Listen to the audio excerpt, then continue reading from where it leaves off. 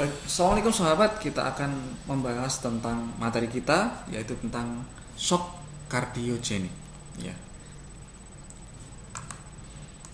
Nah, pada materi ini ya ada beberapa hal yang akan kita bahas tentunya, ya terkait dengan shock kardiogenik ini, mulai dari pendahuluan, definisi, kategori shock, tahapan-tahapan shock, etiologi penyebabnya, patofisiologi, manifestasi klinis, anamnesis, kemudian pemeriksaan fisik, pemeriksaan menunjang, penata hingga prognosis.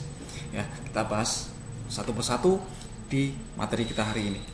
Nah, yang pertama tentang kita harus tahu apa itu shock. Ya, shock itu jenisnya macam-macam.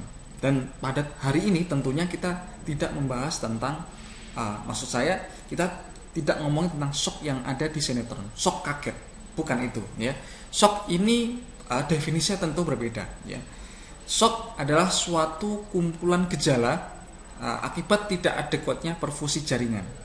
Ya, ingat-ingat kata kuncinya bahwa adalah kumpulan gejala yang bisa mengakibatkan tidak adekuatnya perfusi jaringan. Ya, apa itu perfusi jaringan? Ya, perfusi jaringan itu berkaitan dengan aliran darah, aliran cairan dalam tubuh kita yang membawa nutrisi-nutrisi, membawa oksigen ke dalam sel-sel tubuh kita. Ketika ada suatu permasalahan kemudian mengakibatkan proses perfusi ini tidak cukup atau tidak kuat, ini disebut dengan namanya shock. Definisi pertama. Yang kedua adalah shock adalah sindrom klinis. Sindrom itu apa? Sindrom adalah kumpulan gejala yang ditandai dengan adanya gangguan sistem sirkulasi, ya. Yang mirip yang di atas, sistem sirkulasi dalam darah kita yang mengakibatkan tidak adekuatnya perfusi dan oksigenasi untuk mempertahankan metabolisme aerobik sel secara normal. Ya, tubuh kita di tangan kita, otak kita membutuhkan oksigen. Sel-sel tubuh kita membutuhkan oksigen, membutuhkan nutrisi, ya, untuk diolah di dalam sel-sel kita, ya, untuk melakukan proses bekerjanya, ya. Nah, ini tentu membutuhkan suatu proses sirkulasi dalam tubuh, ya.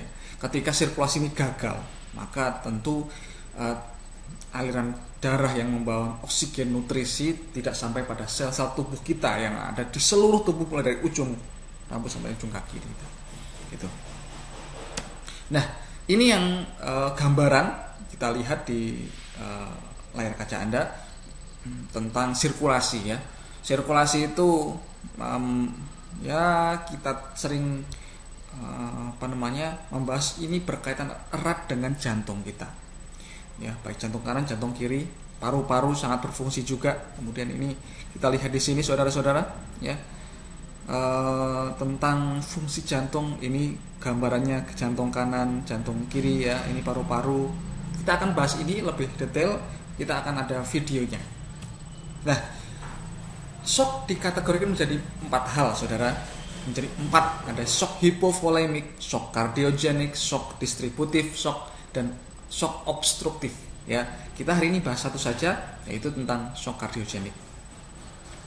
Nah, kalau berkaitan dengan shock kardiogenik, tentang apa ya kira-kira? Kardiogenik, ya. Kita akan bahas di sesi selanjutnya.